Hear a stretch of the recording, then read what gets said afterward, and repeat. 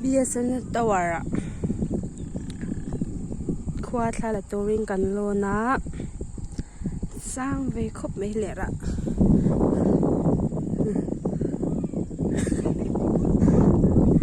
khu ta khoan mami ui thui lu thuk lu tok chong thu nya ram tra tok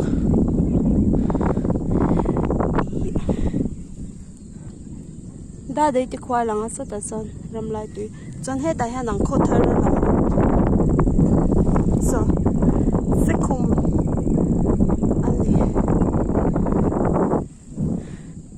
kumbinan law ko